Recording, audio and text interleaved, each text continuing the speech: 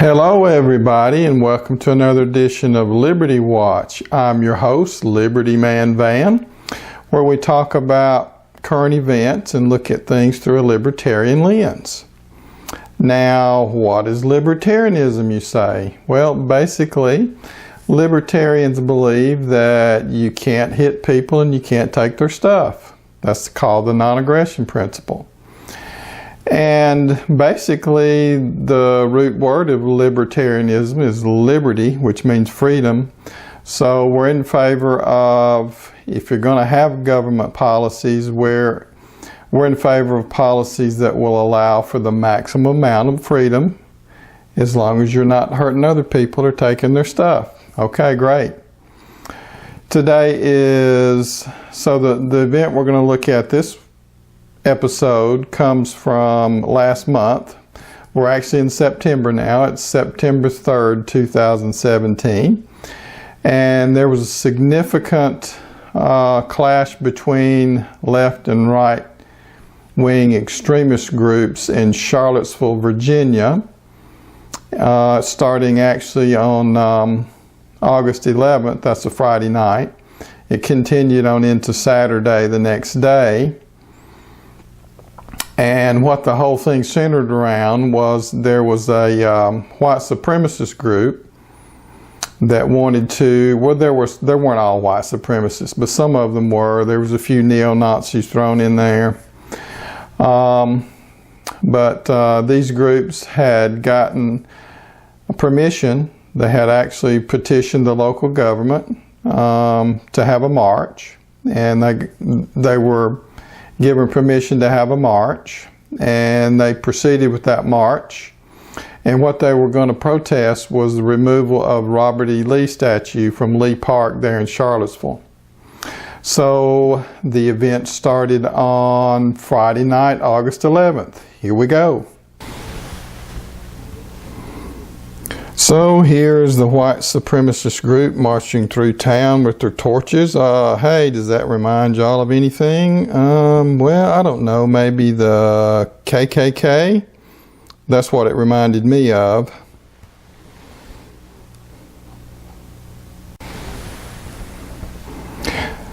The very next day, this Antifa group showed up looking for trouble, and it didn't take them long to find it. Let's have at it. Unfortunately, events took a very violent turn the next day when one of the right-wing extremists decided he would mow down a few of the counter-protesters with his car. Here's what that looked like. Pretty ugly, ugly stuff. Now, everyone that showed up to protest the removal of the Robert E. Lee statue in Lee Park, the media tried to portray them as all being white supremacists or neo-Nazis, and surely that's not true. Some of the people showed up that just didn't want them taken down because it's part of the history. Even if it's a part of the history that some people would like to forget, it's still a part of the history. So you had some people, you know, that were not extremists that would showed up for that reason. But let's talk about the extremist groups that did show up.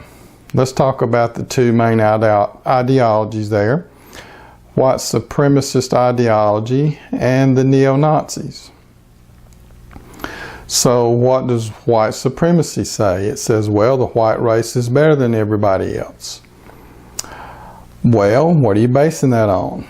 And they'll say, well, look at IQ scores, for example. Well, there's a problem there because, as it turns out, Asians do better than Caucasian people on IQ scores. It is true that whites do better than blacks on IQ scores, usually about 15 points, which is a significant difference. But to that, you know what I say? So what if all that's true? What if white people are smarter? Does that make you more of a human, or does that make somebody else less of a human because they're not as smart? All of you parents out there, you may have multiple kids. One of your kids might be smarter than the others. Does that make your other kids less human? I don't think so. So even if you did say, okay, this is true, even if we just, say that the fundamental premise is correct, that white people are generally smarter. Again, I say, what difference does that make? It doesn't make other people less human. And so what if you have some person that's mentally retarded? Are they less human because they're mentally retarded? I just totally reject that thesis. I think it's poison. It causes division, and there's nothing positive going to come out of it. So I totally reject this white supremacist movement. And it's really a small, look, we just elected a black president to 2 terms. And no, he didn't get the majority of the white vote in either one of those elections, but he did get a large minority, okay? And without that large minority of white voters supporting him, he would have never been elected. So I don't believe this is a racist country. I just don't believe you have a lot of people out there. That's a small group of people that just think black people are inferior, okay? So now that's white supremacy. Now let's talk about neo-Nazism. What about that ideology? Well, if you've been listening to some of my other video casts and know a little bit about what a libertarian is, you know that we believe in maximum of freedom, and not only in economics, but maximum of interference with our lives from government. Well, that's not what Nazism was. It was totally the opposite of that. It was top-down control of the whole economy. It wasn't like socialism or communism where the government owned the means of production, but with fascism, which Nazism is a branch of fascism, with fascism you have the government tightly controlling business and everything that business does. And that's totally antithetical to anything libertarian. So I reject both of these ideologies. But here's the thing. These right-wing groups had filed to be able to march, and they had gotten a license, whatever you call it, petition, and they got a license to march, and they were marching peacefully when they were met by this Antifa group that was looking to pick a fight. And so that's what happened, and the violence came out of that. It's the left wing that came there looking to pick a fight, and they surely found one. Now, so let's see how President Trump handled this. And there was some controversy about what he said. We'll go through all that, but I want you to we're going to read part of what he said so you'll know what he said and not what somebody else said that he said. Here we go. Now, on the very day, that Saturday, that the car plowed through a bunch of protesters, and by the way, that killed one person and injured several other. Horrible event. And President Trump came out with this statement. I'm going to read you part of what he said on August 12th, that Saturday, and this was at 3:33 p.m. Eastern Daylight Time. He said, "But we're closely following the terrible events unfolding in Charlottesville, Virginia. We condemn in the strongest possible terms this egregious display of hatred, bigotry, and violence on many sides. On many sides. It's been going on for a long time in our country. Not Donald Trump, not Barack Obama. This has been going on for a long time. It has no place in America." And skip down a little further. "I just got off the phone with the governor of Virginia, Terry McAuliffe, and we agreed that the hate and the division must stop, and must stop right now. We have to come together as Americans with love for our nation and true affection. really, and I say this so strongly, true affection for each other. Above all else, we must remember this truth. No matter our color, creed, religion, or political party, we are all Americans first. We love our country, we love our God, we love our flag, we're proud of our country, we're proud of who we are. So we want to get the situation straightened out in Charlottesville, and we want to study it. And we want to see what we're doing wrong as a country where things like this can happen. Okay, that's the crux of what he said in his first statement. And by the way, when he says where things like this can happen, if you have a free country, if you don't have a police state, then things like this can happen. So what happened? You had one person, basically fly off the handle there and drive his car through a bunch of people. Okay, all it takes is one nut. And like I say, unless you want to have a police state, things like this can happen. All right. Now let's fast forward to the next day on August 14th. And from the diplomatic room, President Trump made this statement. I'm going to read you part of what he said. This speech started at 12:38 p.m. Eastern Daylight Time. He said, "Racism is evil, and those who cause violence in its name are criminals and thugs, including the KKK, neo-Nazis, white supremacists, and other hate groups that are repugnant to everything we hold dear as Americans." All right. So he had been criticized with that first statement because he didn't, by name call out the neo-Nazis and the white supremacists. And so he does come the next day and single those groups out.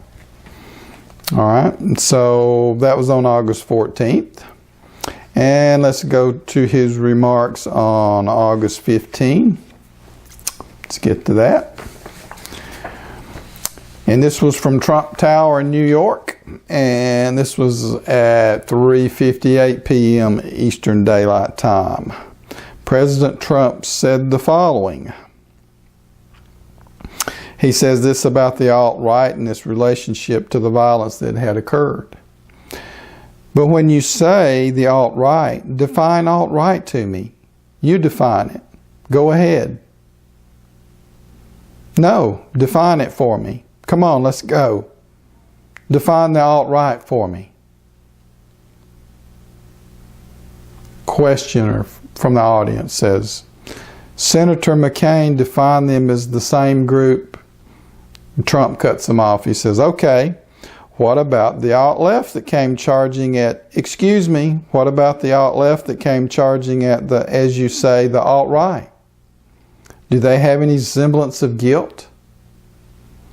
Let me ask you this. What about the fact that they came charging with clubs in their hands, swinging clubs? Do they have any problem? I think they do. As far as I'm concerned, this was a horrible, horrible day." Question from the audience. "Sir, you're not putting these protesters on the same level as neo-Nazis. Is the alt-left as bad as white supremacy?" The President Trump says, "I will tell you something. I watched those very closely, much more closely than you people watched it. And you had a group on one side that was bad, and you had a group on the other side that was also very violent. And nobody wants to say that, but I'll say it right now. You had a group on the other side that came charging in without a permit, and they were very, very violent." Question. Is the alt-left as bad as Nazis? Are they as bad as Nazis? President Trump says, "Go ahead," pointing to someone else, I guess. So another questioner says, "Do you think that what you call the alt-left is the same as neo-Nazis?" President Trump says, "Those people, all of those people, I've condemned neo-Nazis. I've condemned many different groups, but not all of those people were neo-Nazis, believe me. Not all of those people were white supremacists by any stretch. Those people were also there because they wanted to protest the taking down of a statue of Robert E. Lee. Question comes, should that statue be taken down? Trump says, excuse me, if you take a look at some of the groups and you see, and you'd know it if you were honest reporters, which in many cases you're not, but many of those people were there to protest the taking down of the statue of Robert E. Lee. Which is true, by the way. Like I said earlier, not everybody was there because, they were white supremacists or neo-Nazis. He continues, so this week it's Robert E. Lee.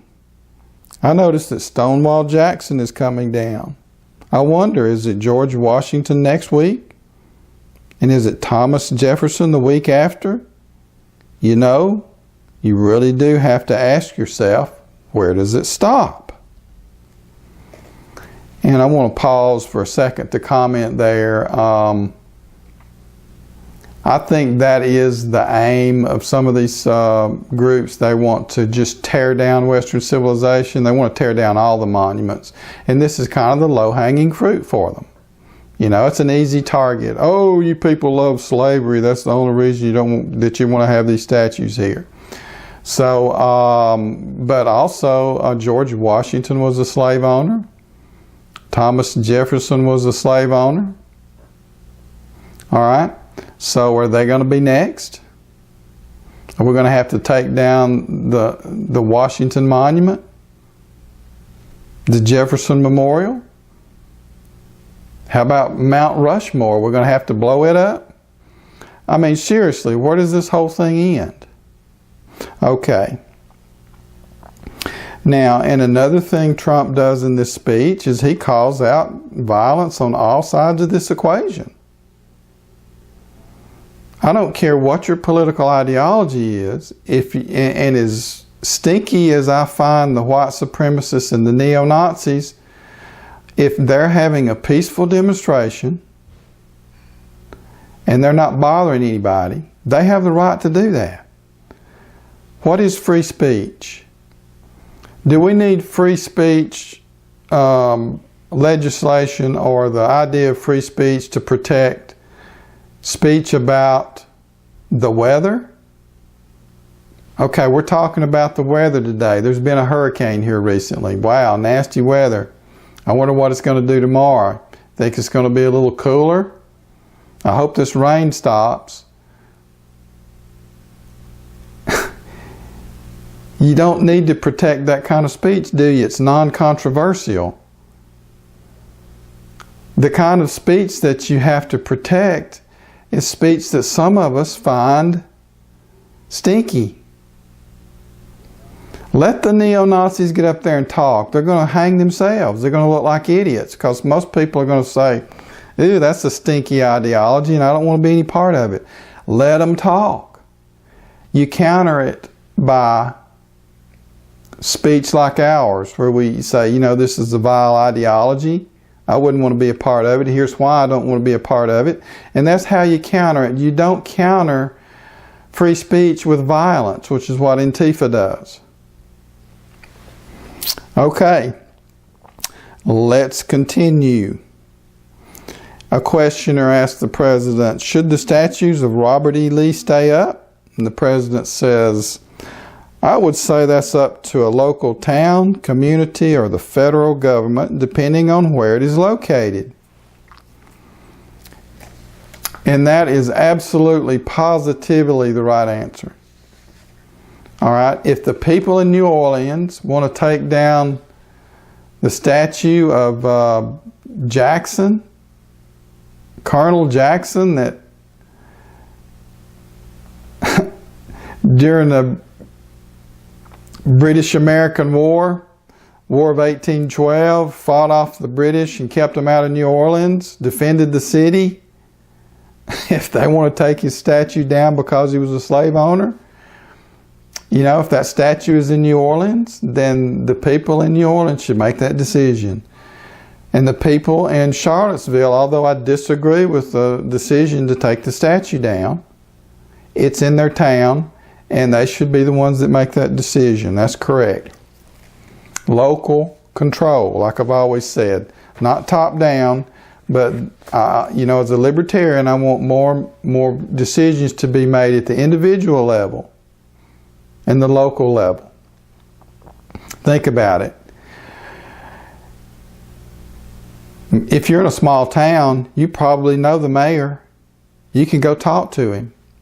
You can go talk to the people that are on your city council. Now, how about your state representative? Well, it's a little bit harder to get their ear, isn't it? And what about your U.S. representative in the House of Representatives? I've never met mine. Or my senators, my state senators, never met them. Okay?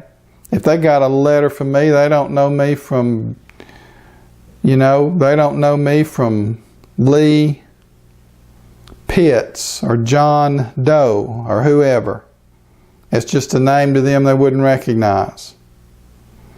So, and what if the decision is on the individual level? You don't have to ask anybody else about it. Isn't that the best? Because you can control that 100%. You can't control what your mayor does. You can't control what your city council does. But if you have the power to make decisions, then you can control. You see, you have more control over your life, the less interference from the outside you have. Now, the Democrats were not the only ones to try to make some political hay out of this situation. There was some mainstream Republicans too, okay? Now, these Republicans are the type of Republicans that I call rhinos, Republicans in name only. If Republican means conservative, you know, like fiscally conservative or trying to limit the size and scope of the federal government, there are a few Republicans in that camp, very small though, unfortunately. Most of them they're like Democrats. They have basically bought into this big government paradigm, and they don't fight it. All right, they go right along with it. They don't have a spine. And whenever they get a chance to virtue signal in front of the media, and the media loves to trot these people out because they become a mouthpiece for their ideology, which is, anyway, you had a couple of Republicans come out and make a statement, and it didn't take any guts to make these statements. It's something that, you know, almost everybody agrees with. In 2017, they're going to speak out against racism and bigotry and that type of thing. Well, welcome to the club, guys. You know, that might have been controversial back in 1840. It might have taken a spine to say that back in 1840. But these guys are just wanting to virtue signal and make themselves look good in front of the media. That's all this is. This takes no guts. So, we're going to call them spineless Sallies, okay? Here's spineless Sally number 1. What I worry about in this situation is that we get numbed to this, that we sort of start to lose our sense of outrage against these white supremacists and these neo-Nazis, that we see it over and over on TV and we think, oh yeah, just that again. No. But we don't. But my point is, we've got to keep our moral outrage, and we all have to stand up and speak out against this kind of bigotry so that it is never normalized, so that we don't give these people oxygen that they're looking for. That's right. There was spineless Sally number 1. Oh, he is so brave to say that, isn't he? He might get, oh, wow. He's going to get torn apart by the press. He might even be attacked when he comes out of his home tomorrow morning. Not.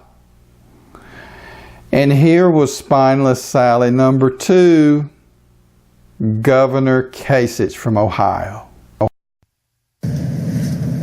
Pathetic, isn't it? Just pathetic listening to this and hearing these marchers. Think if you were a 8, 9, or 10-year-old getting ready to go to school like they are in Ohio, and you happen to come from a Jewish family, or if you're African American, and you hear this kind of hatred. And we know about bullying that goes on in the schools, and what are we doing to our children? And to not condemn these people who went there to carry out violence and to somehow draw some kind of equivalency to somebody else reduces the ability to totally condemn these hate groups. Oh, look at me, I'm virtuous. Look at me, I'm virtuous. Oh, hello again, everybody. Didn't know you were back there. Excuse me. Did I mention these guys were virtue signaling? Politicians love to do that, don't they? Now, another aspect of this in Kasich's, in his case, John Kasich, is that he ran for the Republican nomination for president in this last cycle, and Trump just beat his socks off. You know, just clubbed him into submission. Okay, it was no contest. Kasich was never in it. He got his butt kicked. Okay, he got his butt run out of town and back to Hawaii, or back to Ohio rather. So, you know, he's a little bit, I think, resentful that Trump kicked his butt, made him look bad. And so, you know, like the loser that he is, he's going to try to get back at him any way he can, and this was just a cheap way to do it. Congratulations, John Kasich. You get my Spineless Sally Award.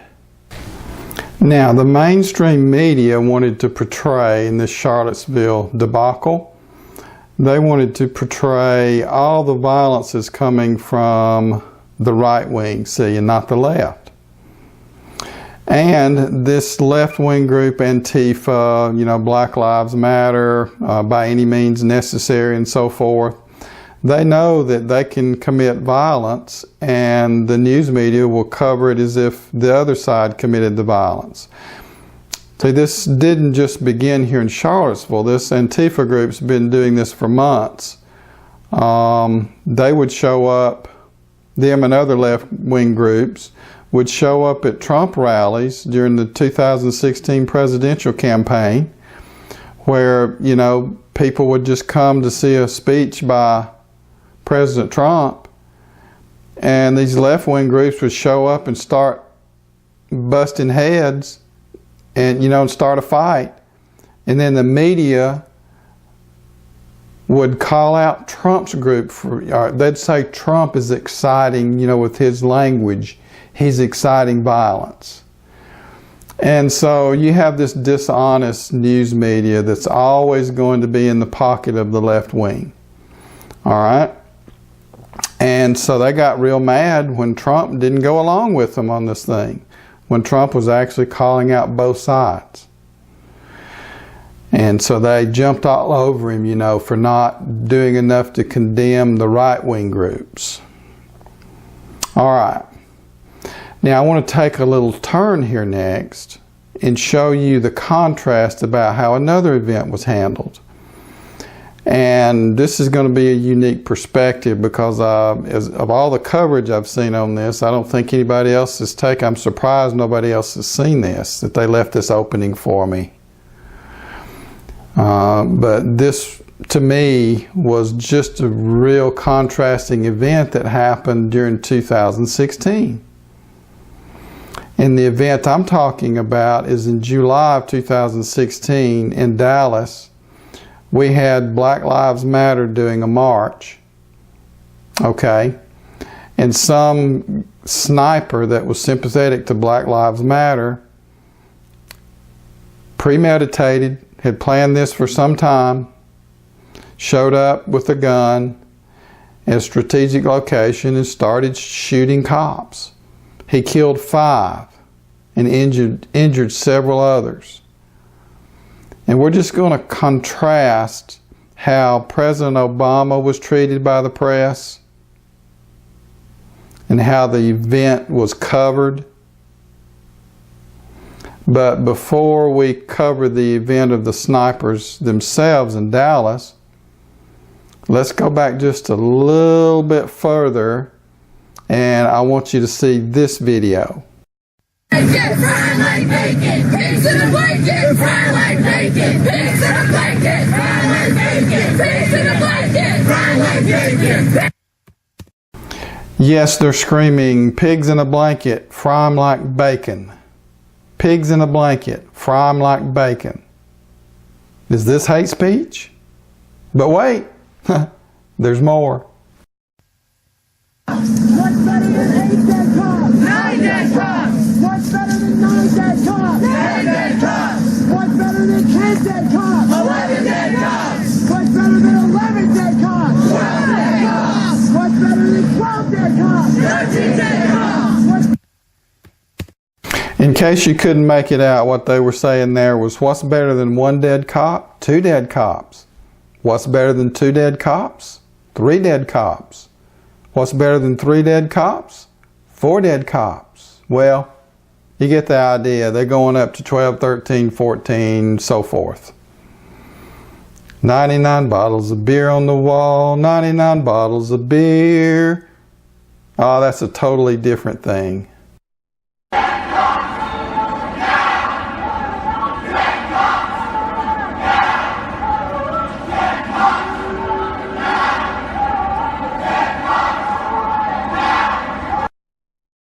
And this one is probably the hardest to make out, so I'll tell you what they were chanting. They were chanting, what do you want? Dead cops. When do you want it? Now. What do you want? Dead cops. When do you want it? Now.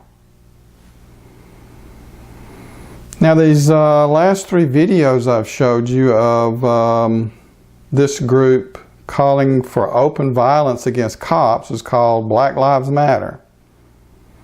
And their whole premise for existence is that there's this systemic racism that shows up in the police forces, and it's being used against black men, and they're being shot unfairly, and so on and so forth.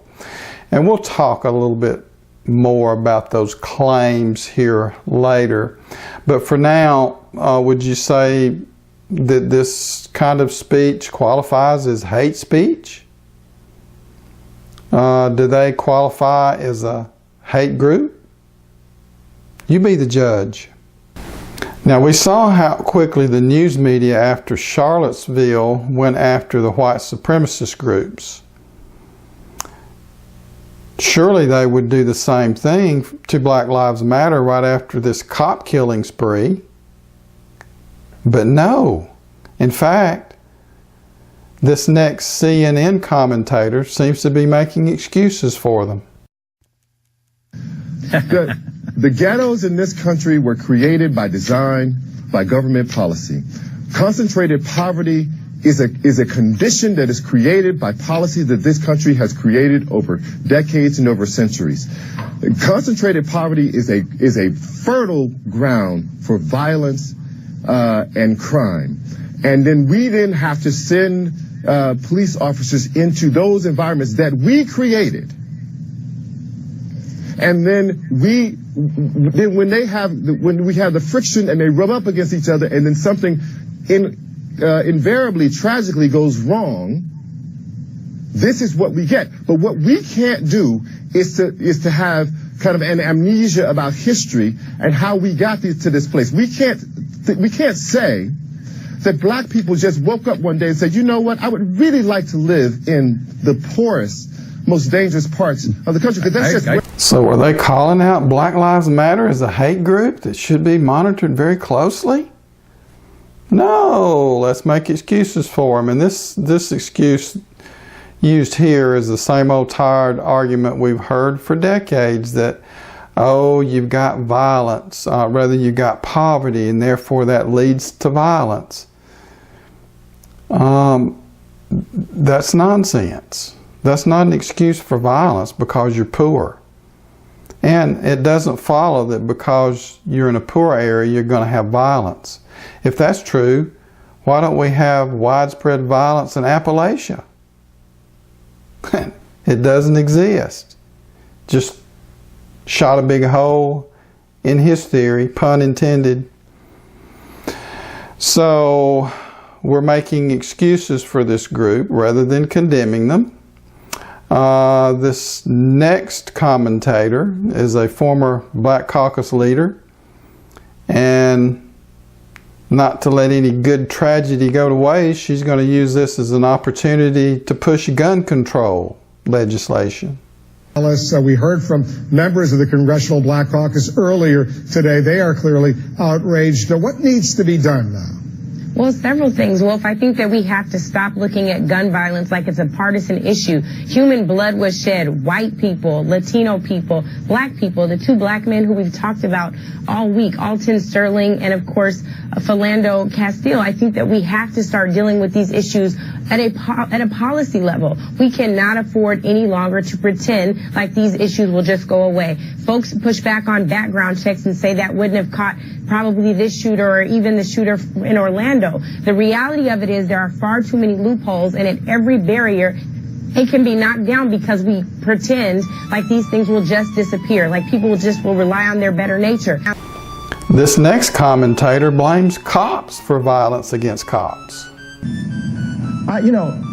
In barbershops all across America, when I was home with my daddy on the coast of Mississippi, who's been worn in some ways by the history of that state, he said in response a long time ago, it might have been Mike Brown, Rev, if they don't do something, we're going to start killing them.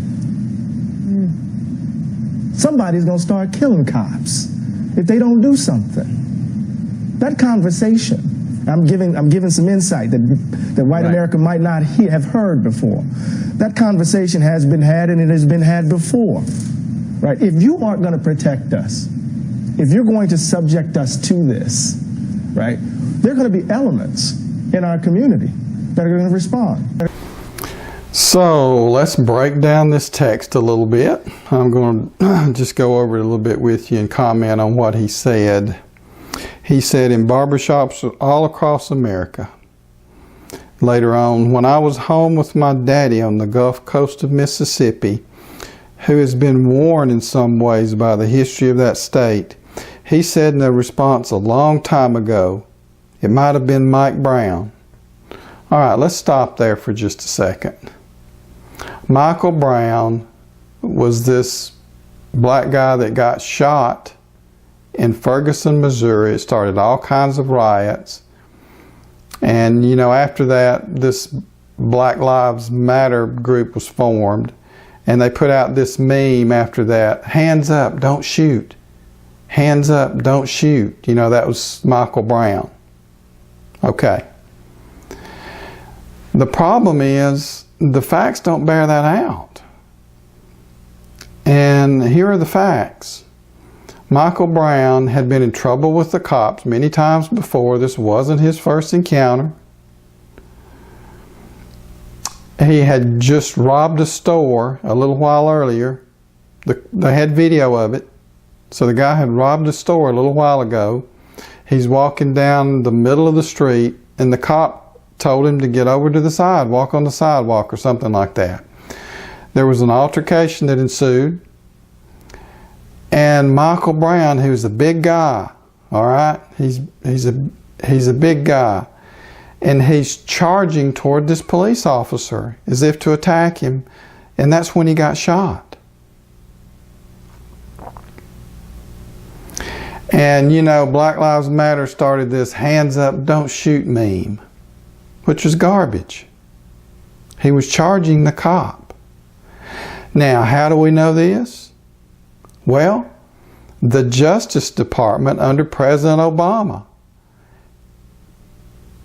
and Eric Holder, his black Attorney General, they investigate. The Justice Department went in there and investigated, and guess what they found? They found that the cop was not to blame. There were eyewitnesses there that told the truth about what happened. Surely many of those that told the truth about what happened were black. Okay? There's a small group in the black community that causes the trouble. Vast majority of good law-abiding citizens never been in trouble with the cops their whole life. But you got a few bad apples in that group, all right, that cause some problems. So first of all, this guy, this commentator here is referring to, he refers to Mike Brown. That's the best he can do. That's the best example he can come up with. Anyway, I'll continue. He's talking about his dad, saying, he said in a response a long time ago, it might have been Mike Brown, if they don't do something, we're going to start killing them. Somebody's going to start killing cops if they don't do something. And he goes on to say, if you're not going to protect us, if you're going to subject us to this, right, then there are going to be elements in our community that are going to respond. In other words, they're going to get violent and they're going to kill cops. That's just going to be part of the deal. It's so you have the news media here bringing and parading these people in front of the camera to say basically in so many words, hey, what do you expect? Let's talk a minute again about the fundamental premise behind Black Lives Matter, that blacks are being unfairly targeted by the police. Okay, and they'll say, blacks get shot proportionally more often than other groups. So therefore there's a problem here. Well, it is true, they do get shot at proportionally more often than other groups. But guess what? And they'll never bring out this next part. And this next part is blacks are more likely to commit crimes. Go look at the crime statistics. The FBI keeps them. This is federal data. I'm not making it up. You're several times more likely to commit murder if you're black. Okay? And most of these shootings occur in the context of someone resisting arrest. And let me tell you something. I don't care if you're black, white, Indian, purple, or whatever color you are, or ethnic group, or male or female. If you're resisting arrest, it's much more likely that you're going to get shot. It's just that simple. We've seen how the media is going about covering the Dallas sniper incident much differently from the way they covered Charlottesville. They condemned Trump for not coming out early enough, against the neo-Nazis by name, by coming out by name. But let's see what President Obama handles this. Let's see what his statements. And as you'll see in his statements that follow, and we'll read several of them, he never comes out and condemns Black Lives Matter. Okay, never, not once. And, in Charlottesville, there's a guy that flew off the handle, got in his car and plowed through a bunch of people. Probably not premeditated. Probably a spur-of-the-moment thing. We're still gathering information on that, so maybe it was premeditated. But we know, in the case of the Dallas sniper, it was premeditated. So, let's just look at what President Obama had to say after the Dallas cop-killing spree. He says, we still don't know all the facts. What we do know is that there's been a vicious, calculated, and despicable attack on law enforcement.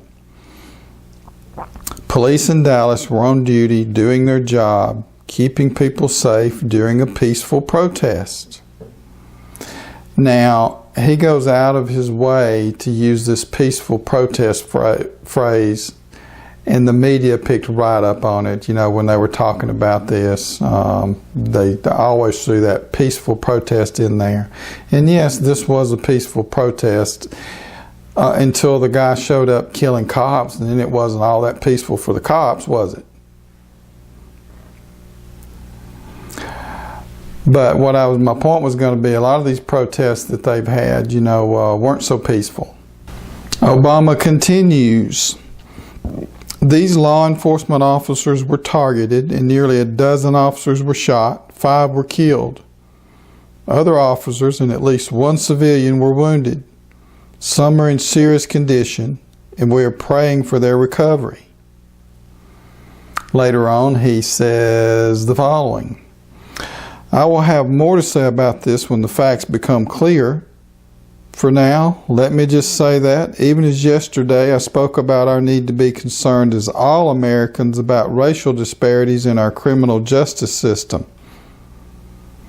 I also said yesterday that our police have an extraordinarily difficult job and the vast majority of them do their job in an outstanding fashion.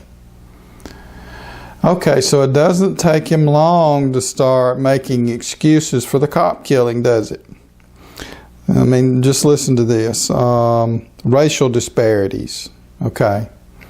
That's an implication that blacks are unfairly targeted by police. And, the statistics just don't bear that out. Matter of fact, the proportion with which they're shot is pretty much in line with the proportion that they commit crimes, according to the FBI's own crime statistics. All right. And then he says the police, the vast majority of them can do their job. Again, implying that some of them don't do their job and that they target black people, right? Read between the lines. So he's already muddying the waters here. All right. Some more comments by Obama. He goes on. We also know that when police are armed with powerful weapons, it unfortunately makes attacks like these more deadly and more tragic, and in the days ahead, we'll consider those realities as well. Again, wasting no time to use this tragedy to promote gun control. So let's go on. Now these were comments he made, shortly after the tragedy had occurred in Dallas. And as we've seen, there's some excuse making by the media for this violent group. And there's some excuse making by the president for this violent group. Let's go on. Now, next we're going to cover the funeral. Okay, so he made some remarks at the funeral of these slain officers.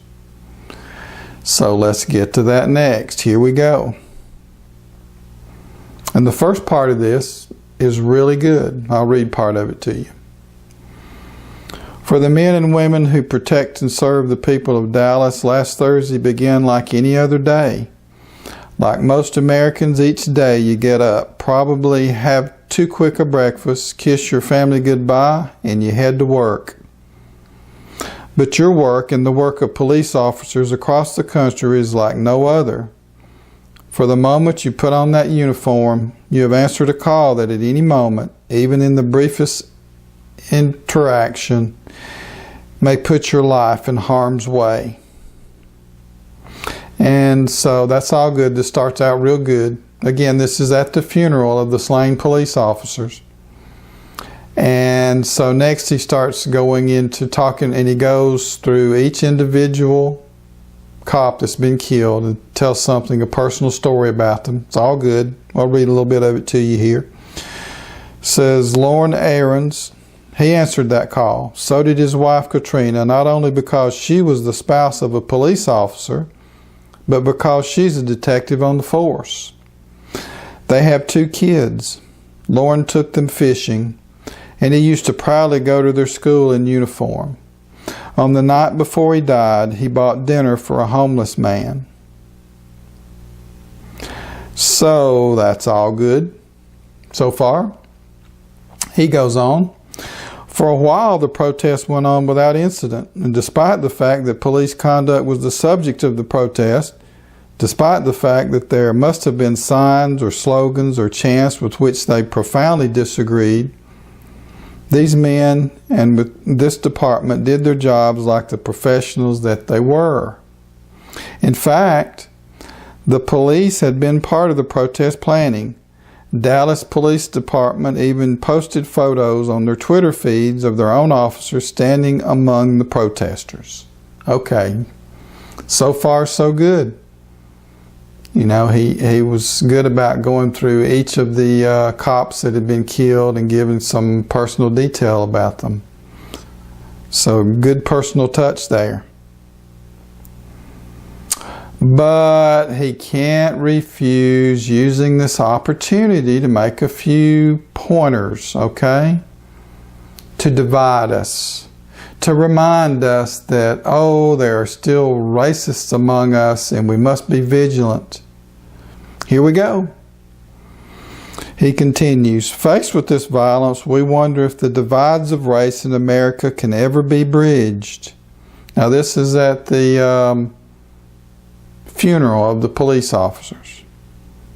We wonder if an African American community that feels unfairly targeted by police and police departments that feel unfairly maligned for doing their jobs can ever understand each other's experience. So there was that phrase, unfairly targeted by police. Again, this whole premise upon which Black Lives Matter, he's putting it right. He's not condemning Black Lives Matter for the violence.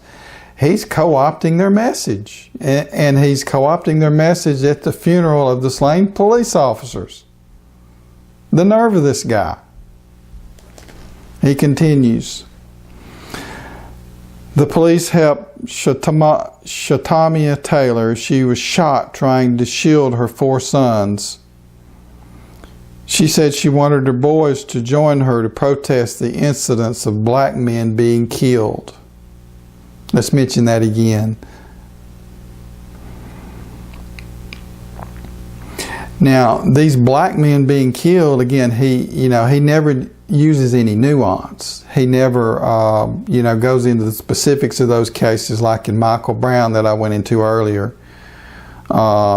And he'll mention some people later on in his speech. So he'll mention a couple of specific names and we'll go through the details of their cases. No nuance here. They were just shot by the cops. He continues.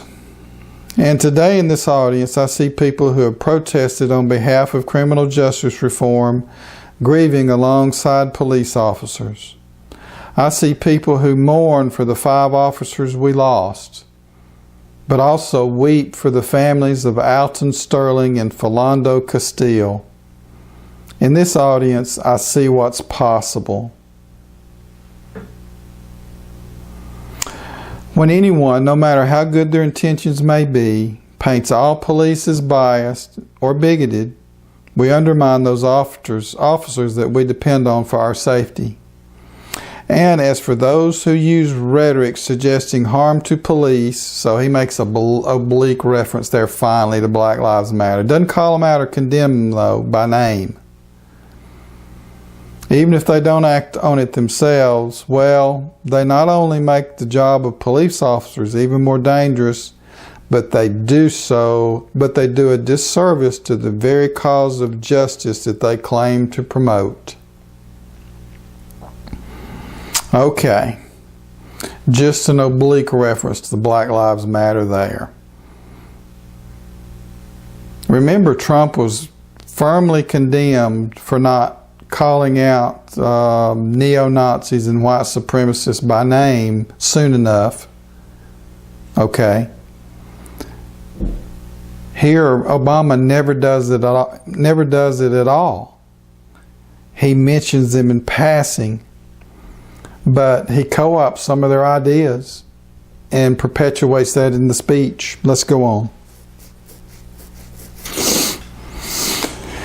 We also know that centuries of racial discrimination, of slavery and subjugation and Jim Crow. Now this is the cop killing this is the cop killing funeral, okay? Cops that have been killed. And we're going to dredge all this up again. We also know that centuries of racial discrimination, of slavery and subjugation and Jim Crow, they didn't simply vanish with the law against segregation. They didn't necessarily stop when a Dr. King speech or when the Civil Rights Act or Voting Rights Acts were signed. Race relations have improved dramatically in my lifetime. Those who deny it are dishonoring the struggles that helped us achieve that progress. But, you feel a but coming here? But we know. But America, we know that bias remains. We know it. Whether you're black or white or Hispanic or Asian or Native American. My Obama's not all that great, so I'll stop. Or Native American or of Middle Eastern descent, we have all seen this bigotry in our own lives at some point. Okay. So there might be some bigotry out there, right? So, when there's some bigotry and hatred, maybe some cops are going to get shot, huh? We've heard it at times in our own homes. If we're honest, perhaps we've heard prejudice in our own heads and felt it in our own hearts. We know that. And while some suffer far more under racism's burden, again, the implication here is that there's widespread racism, which I totally reject. He would not have been elected president if racism were that widespread. But, the facts don't matter. They just, any political hay they can make out of it, that's all that matters to these people. He's in the same mold of politicians as all the other leftists. He continues, although most of us do our best to guard against it and teach our children better, none of us is entirely innocent. No institution is entirely immune. The cops, that's an institution, right? The police. No institution is entirely immune, and that includes our police departments. We know this. And so when African Americans from all walks of life, from different communities across the country, voice a growing despair over what they perceive to be unequal treatment, when study after study shows that whites and people of color experience the criminal justice system differently, so that if you're black, you're more likely to be pulled over or searched or arrested, more likely to get longer sentences, more likely to get the death penalty for the same crime. Okay. Again, does he say, look, if you don't want to get shot, don't resist arrest? I've never heard him say that. Okay. He continues. When mothers and fathers raise their kids right and have the talk about how to respond if stopped by a police officer, yes, sir, no, sir, but still fear that something terrible may happen when their child walks out the door, still fear that kids being stupid and not quite doing things right might end in tragedy. Just kids being stupid, that's all it is, Nobody's actually resisting arrest or anything like that, I'm sure. The vast majority of episodes of blacks being shot by police occur when they are resisting arrest. Does he ever say that? Does he ever really want to get to the root of the problem? If he wants to help people, not just black people, any people. Look, if you're black, white, purple, I don't care. If you don't want to get shot by the cops, do not resist arrest. Michael Brown was resisting arrest. Obama continues. When all this takes place, more than 50 years after the passage of the Civil Rights Act, we cannot simply turn away and dismiss those in peaceful protest as troublemakers or paranoid. There's that phrase, peaceful protest again. Told you he was going to wear it out. He continues, we can't simply dismiss it as a symptom of political correctness or reverse racism. To have your experience denied like that, dismissed by those in authority, dismissed perhaps even by your white friends and co-workers and fellow church members again and again and again, it hurts. Okay, so your co-workers, your fellow church members, they're going to dismiss your experience again and again and again. I mean, there's just widespread racism out there to hear Obama tell it. Again, how'd you get elected? How'd you get elected without?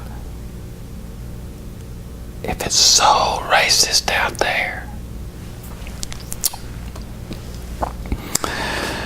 Oh boy. So, here, you know, this is just very common for black politicians to get in front of a camera and blame their own criminality on somebody else. It's because they're poor. It's because they've been oppressed in the past. It's because there's still institutional racism today. That's why the riots occur. That's why the violence occurs.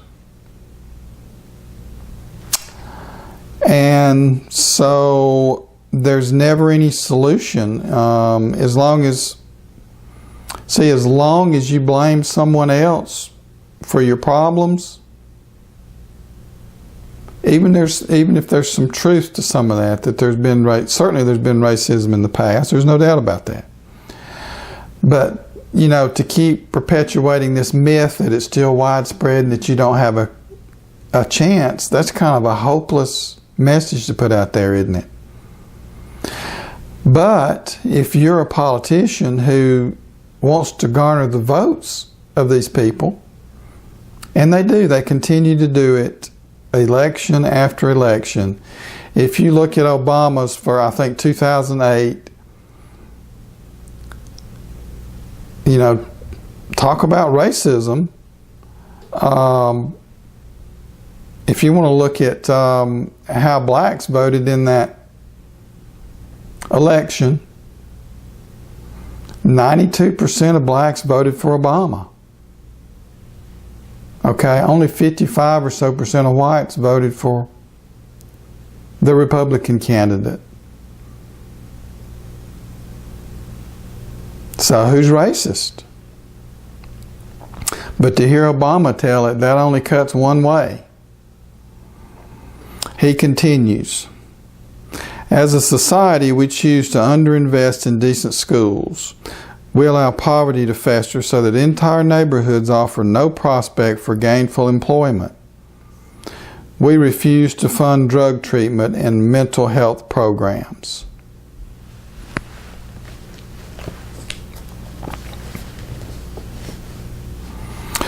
We flood communities with so many guns that it is easier for a teenager to buy a Glock than get his hands on a computer or even a book. Okay, let's use the opportunity, this tragedy here at the cop's funeral, to put in another plug for gun control legislation.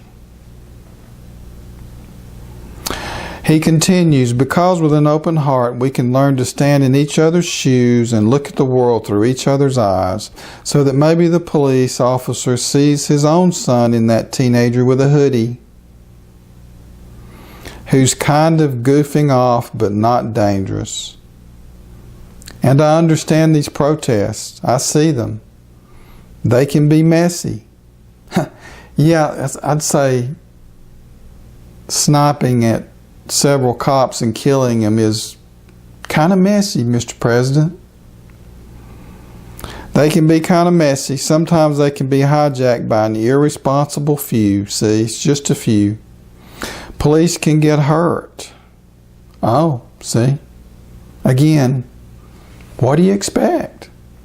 These type of things are going to happen.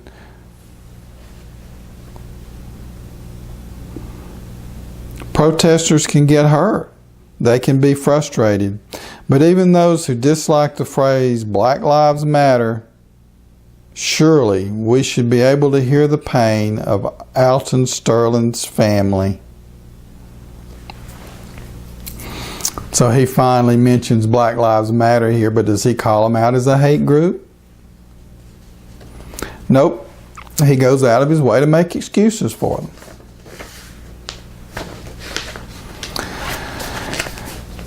Now, I want to speak a little bit about these names that he mentioned.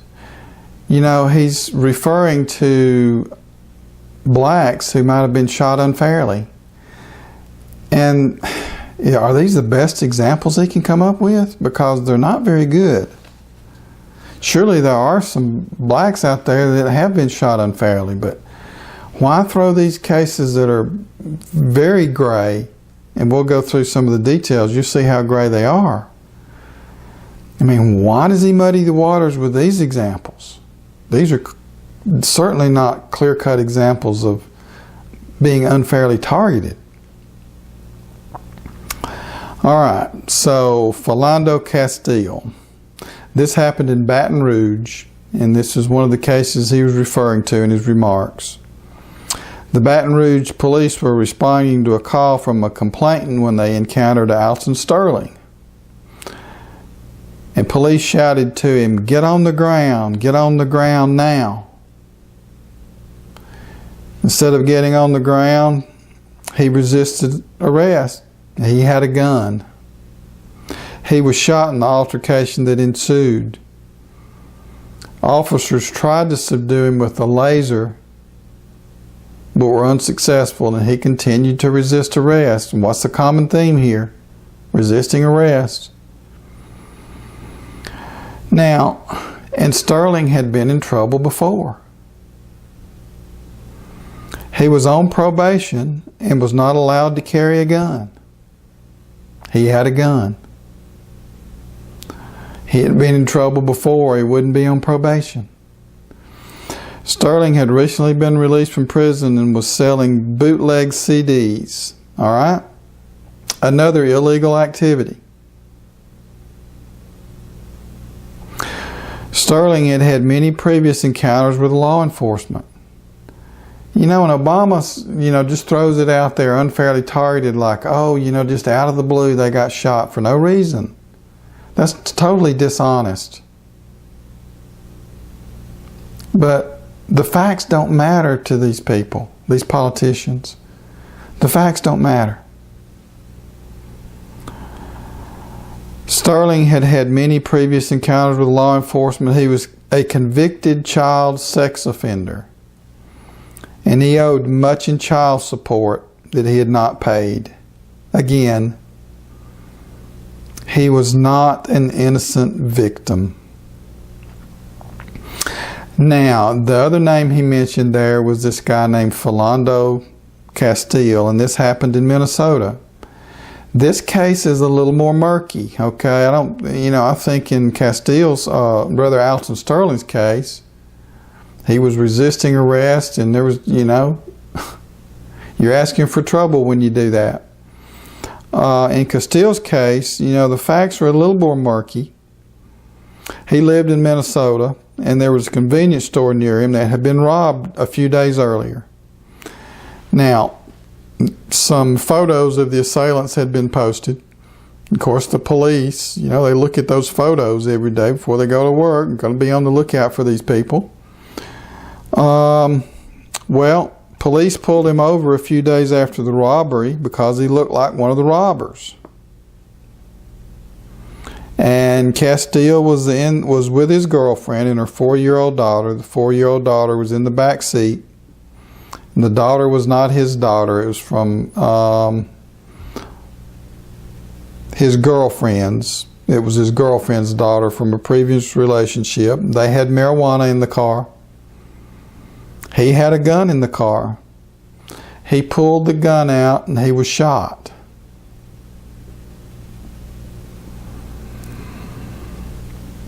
The officer was already on high alert thinking this guy had committed an armed robbery a few days ago.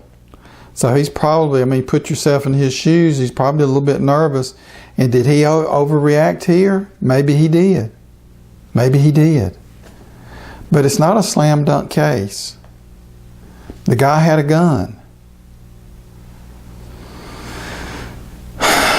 He had marijuana in the car. Marijuana is illegal. Okay? Now, that doesn't mean you deserve to be shot. Certainly not.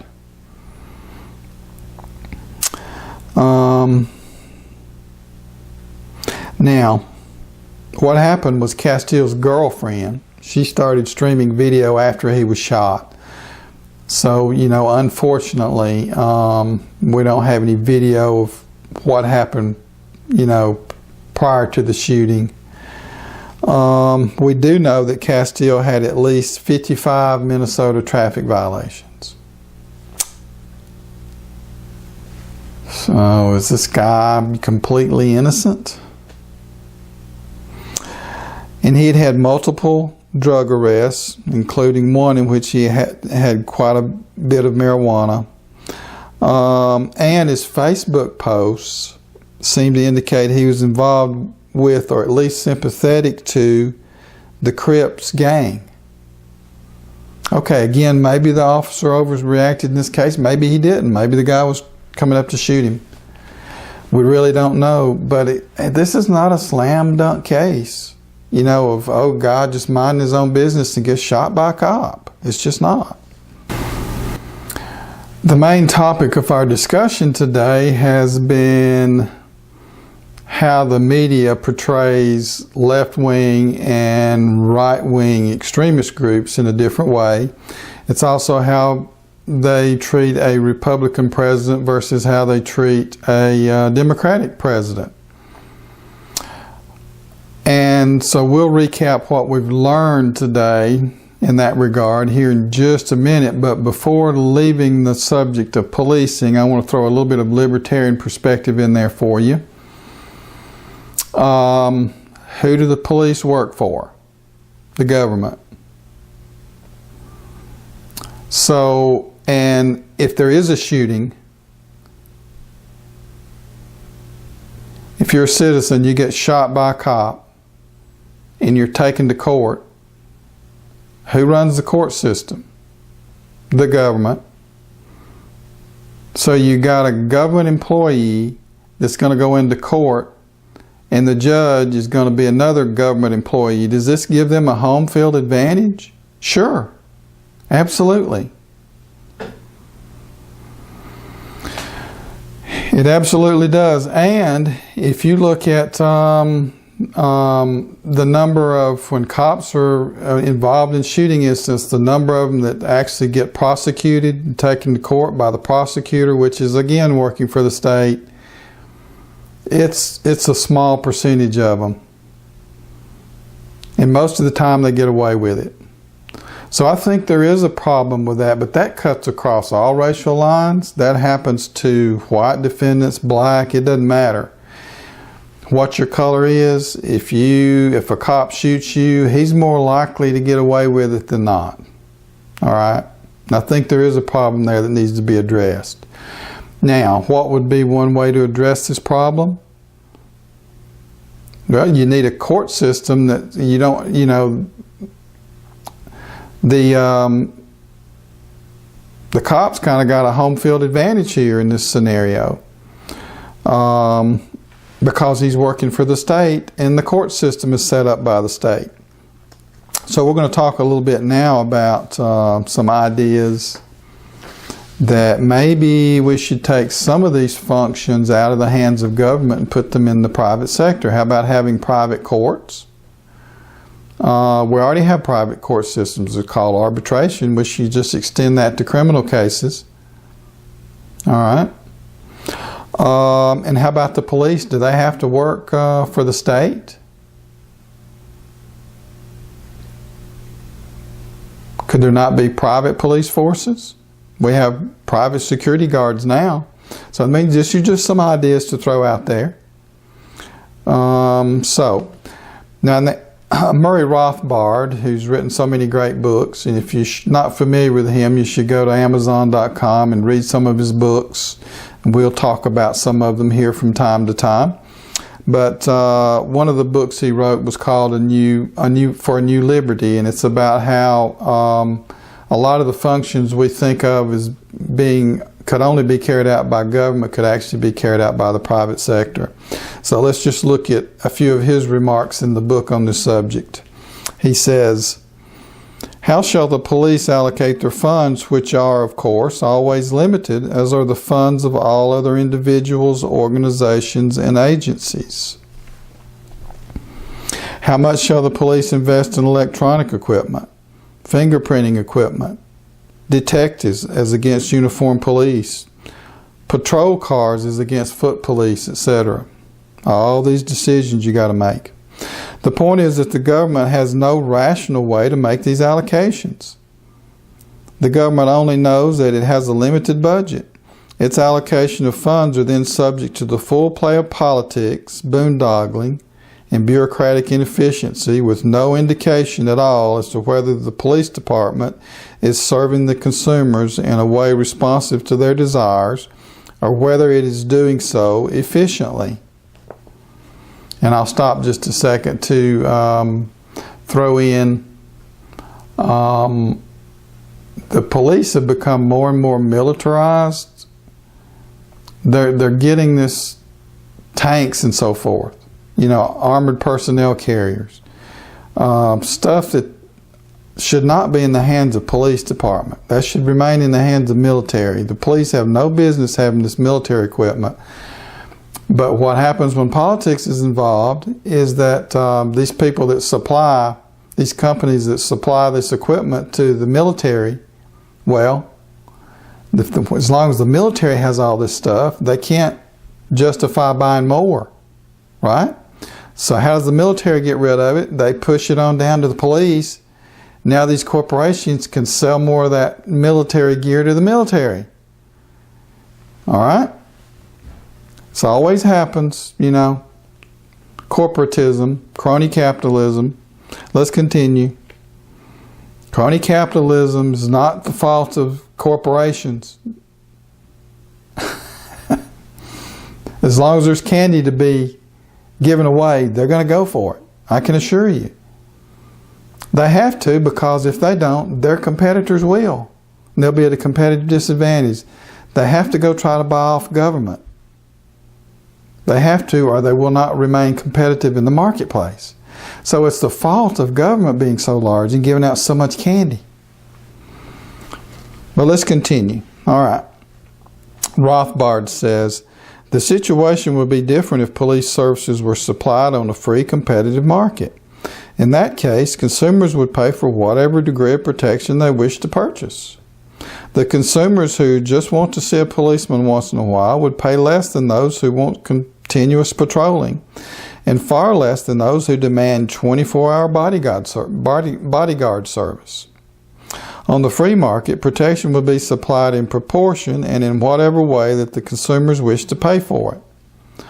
A drive for efficiency would be ensured, as it always is on the market, by the compulsion to make profits and avoid losses, and thereby to keep costs low and to serve the highest demands of the consumers. Just like in any other business, if your business wastes a lot of money so that they're not efficient, this other company is going to be more efficient,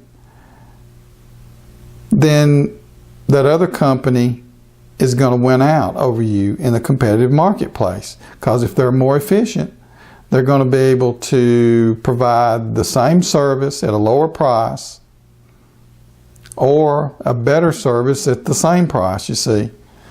So those kind of inefficiencies will get punished in the market system. They're not punished in government, because it doesn't matter how inefficient government and your police department is, they're still going to continue to exist. Whereas a private police force, if they were inefficient and wasteful, hey, they could go belly up. The whole thing could go out of business, and they don't exist in 5 years or 10 years. You think your local police department's not going to exist in 5 or 10 years or 20 or 50 or 100 or 1,000? Think again. Here we go. Rothbard continues, any police firm that suffers from gross inefficiency would soon go bankrupt and disappear.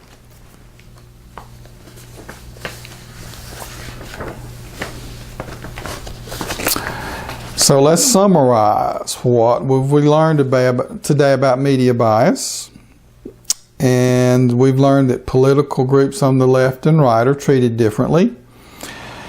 For example, if you're a left-leaning political group such as Black Lives Matter or Antifa, you can perform acts of violence and the mainstream media will make excuses for you. You can show up at a right-wing political rally or event, pick a violent fight, and have the media blame the other side. Now that happened again and again during Trump's campaign for president. His folks would show up to hear a speech, and these leftists would show up and start causing problems, and the media would blame Trump for it. We've also learned that if you're a left-leaning political group, you can do your best to suppress free speech of the right while at the same time calling yourself anti-fascist. And you can engage in hate speech toward cops and never have your group noted by the Southern Poverty Law Center or the press as a hate group. The Southern Poverty Law Center is, again, another one of these left-wing organizations that list certain groups as hate groups. And some of the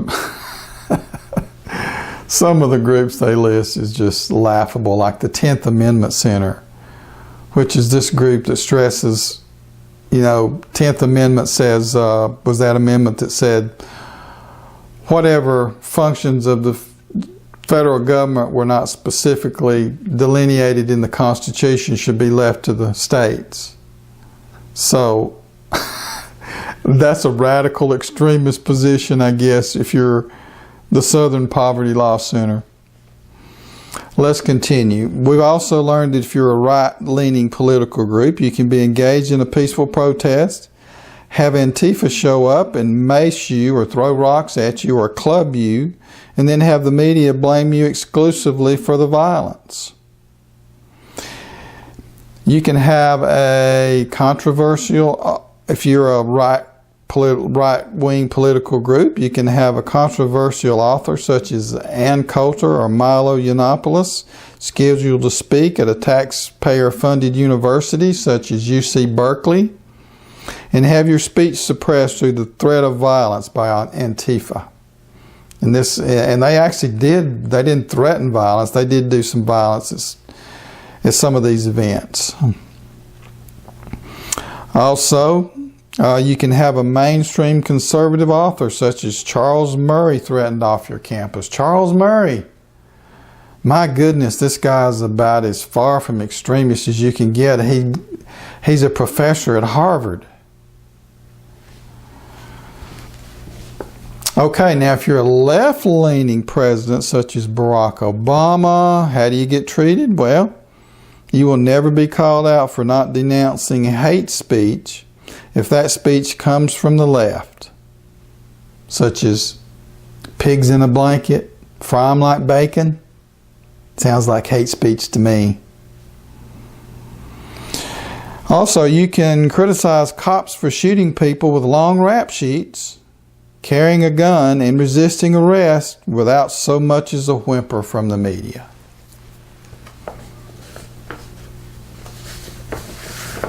And if you're a left-wing president, you can call into question the motives of police officers during the funeral of police officers and expect no criticism from the media. However, if you're a right-wing president such as President Trump, the media will always portray your actions in the most negative light. You'll be criticized for condemning violence from all quarters. And some members of your own party will use any opportunity to make you look bad and engage in virtue signaling. Because one of the main themes of our show today has been media bias, I'm going to leave you with a study here. Let's look at this real quickly. And this study is from the Harvard Kennedy School's Shorenstein Center on Media, Politics, and Public Policy. Harvard, not exactly a bastion of conservatism. This is their study. What did this study find? And this was just looking at his first 100 days of presidency. So this report is kind of old, but it still relates to what we've been talking about today. They found that during Trump's coverage, or the media's coverage of Trump's first 100 days, that it set a new standard for negativity. Findings included President Trump has received unsparing coverage for most weeks of his presidency without a single major topic where coverage, on balance, was more positive than negative, setting a new standard for unfavorable press coverage of a president. Every news outlet in the study was negative more often than positive, even Fox.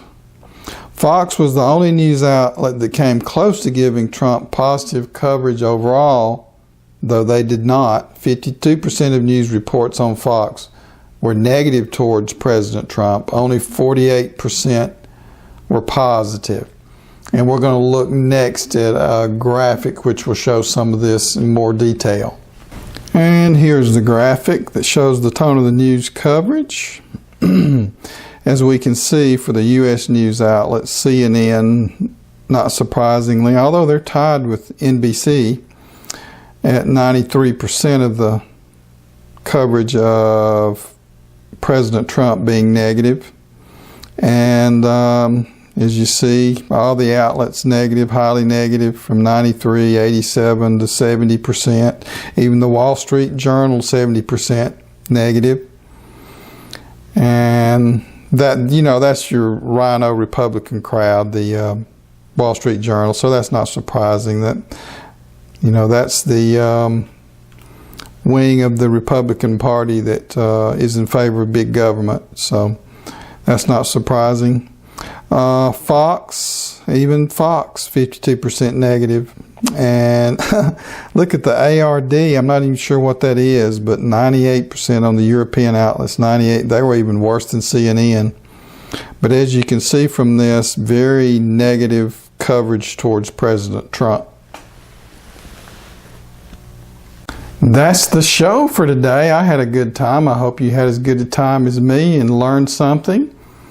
And thanks for joining us. If you like the show, tell a friend, help spread the word.